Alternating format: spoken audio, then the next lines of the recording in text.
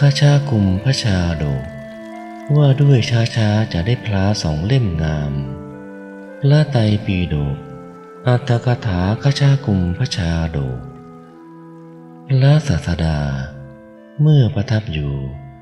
ณพระวิหารเชตวัน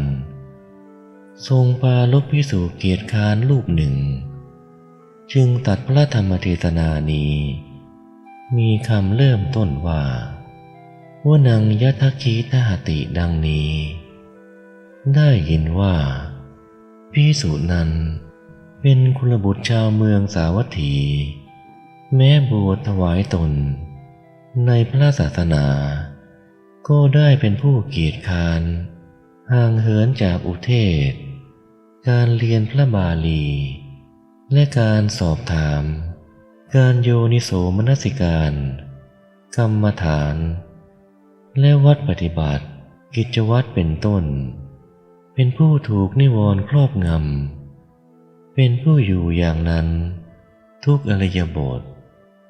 มีการนั่งและการยืนเป็นต้นภิกษุทั้งหลายสนทนากันปรารภถึงความเกียจคร้านนั้นของเธอในโรงธรรมสภาว่า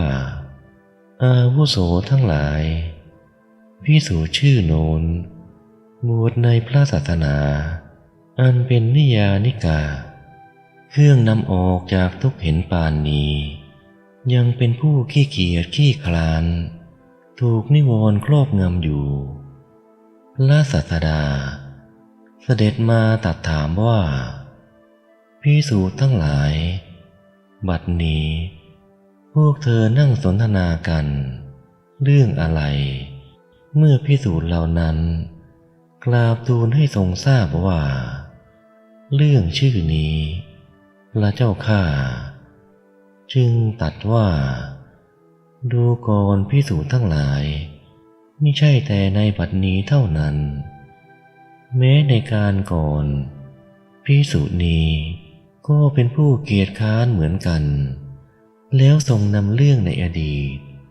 มาสาธกดังต่อไปนี้ในอดีตการเมื่อพระเจ้าพรหมทัตครองราชสมบัติอยู่ในนครพาราณสีพระโพธิสัตว์ได้เป็นอมาตย์แก้วของพระเจ้าพาราณสีนั้นพระเจ้าพาราณสีได้เป็นผู้มีอัธยาศัยเกียจคร้านพระโพธิสัตว์คิดว่าเราจะให้พระราชาทรงรู้สึกพระองค์จึงเที่ยวเสาะหาข้อเปรียบเทียบอย่างหนึ่งอยู่มาวันหนึ่งพระราชาเสด็จไปพระราชอุทยานอันหมู่อมาตย์ห้อมล้อมเสด็จเที่ยวไปในพระราชอุทยานนั้นทอดพระเนตรเห็นตัวกระพองช้างตัวหนึ่งซึ่งเป็นสัตว์เกียจคร้านเฉื่อยชาเขาว่าสัตว์จำพวกนั้นเป็นสัตว์เฉื่อยชาแม้จะเดินไปตลอดทั้งวันก็ไปได้ประมาณนิ้วหนึ่งหรือ2 นิ้ว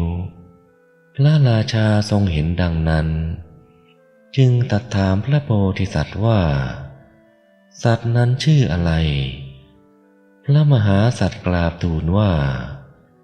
ข้าแต่มหาราชเจ้าสัตว์นั้นชื่อขชากุมภะตัวกระพองช้างแล้วกราบทูลว่าก็สัตว์เห็นป่านนี้เฉื่อยช้าแม้จะเดินไปตลอดทั้งวันก็ไปได้เพียงนิ้วหนึ่งหรือ2 นิ้วเท่านั้นเมื่อจะเจรจากับกระพองช้างตัวนั้นจึงกล่าวว่าดูก่อนข้าชากุมภะผู้เจริญพวกท่านเดินช้าเมื่อไฟป่าเกิดขึ้นในป่านี้พวกท่าน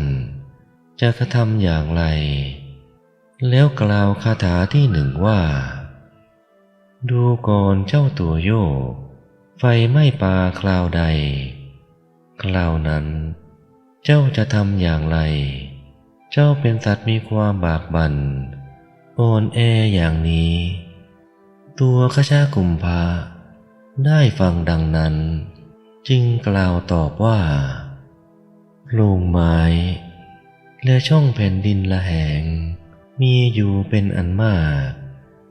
ถ้าพวกข้าพเจ้าไปไม่ถึงโพรงไม้หรือช่องแผ่นดินเหล่านั้นพวกข้าพเจ้าก็ต้องตายคำที่มีคาถานั้นมีใจความว่าข้าแต่ท่านบัณฑิตชื่อว่าการไปที่ยิ่งกว่านี้ของพวกข้าพเจ้าไม่มี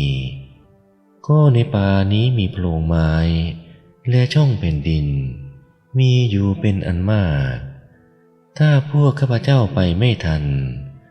ถึงโพรงไม้หรือช่องแผ่นดินเหล่านั้นพวกข้าพเจ้าก็ต้องตายคือว่าความตายเท่านั้นจะมีแก่พวกข้าพเจ้า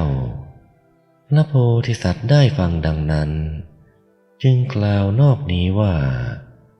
ในเวลาที่จะต้องทำช้าๆผู้ใดรีบด่วนทำเสียเร็วในเวลาที่จะต้องรีบด่วนทำกลับทำช้าไปผู้นั้นย่อมตัดรอนประโยชน์ของตนเองเหมือนคนเหยียบใบตาลแห้งให้แหลกละเอียดไปฉะนั้นในเวลาที่จะต้องทำช้าๆผู้ใดทำช้าและในเวลาที่จะต้องรีบด่วนทำก็รีบด่วนทำประโยชน์ของผู้นั้นย่อมบริบูรณ์เหมือนดวงจันทร์กำจัดความมืดเต็มดวงอยู่ฉะนั้นพระราชาได้สดับธรรมของพระโพธิสัตว์แล้วตั้งแต่นั้นก็มิได้ทรงเกียจคร้านพระศาสดาครั้นทรงนำพระธรรมเทศนานี้มาแล้วทรงประชุมชาดกว่าตัวคชกุมภกะในครั้งนั้นได้เป็นภิกษุเกียจคร้าน